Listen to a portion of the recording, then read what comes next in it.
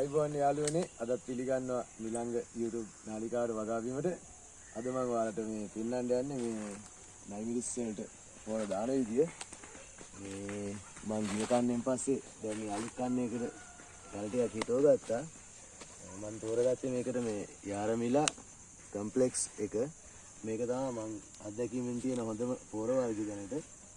මුත්තල ලොකු වෙන්න දාන පොර වලින් ඒවල මෙන්න මෙහෙම පොඩ්ඩක් මේක හරි බුරුල් කරගෙන මේකට ඇත්තටම කිව්වොත් මම මේ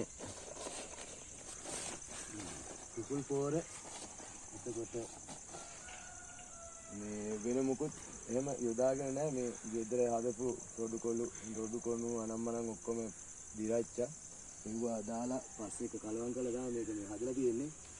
තාම පොර එකපාරක්වත් දැම්මේ නැහැ. උනාට මේ බාන්නකො පැනවල සාර්ථකත්වයේ තියෙනනේ උදාහරණයක්.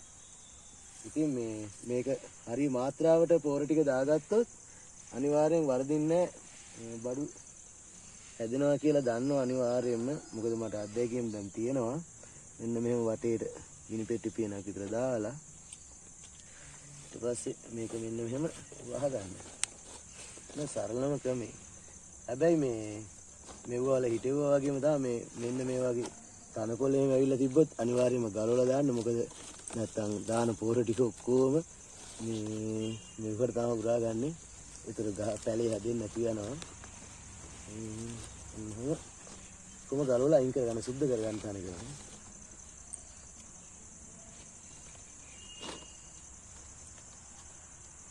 ඔන්න ඔහොමයි ඉතින් මේ පැල වලට පොර දාන ක්‍රමේ. හරියාලුනේ. දැන් ඉස්සරහට ලොකු වීඩියෝ ගොඩක් තියෙනවා. ගමේ ඉඳලා ගේමක් ගන්න කොල්ලෙකුට ඕනම කෙනෙකුට මෙන්න මේ වීඩියෝ එක වටිනවා. මාත් එක්ක ඉන්න. ලයික් එකක් දාන්න, කමෙන්ට් එකක් කරන්න.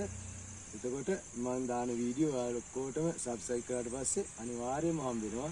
ඒකින්ද මේ වගේ පොඩි වැඩ කරලා අපි ගොඩ යමු. අයිබෝන්.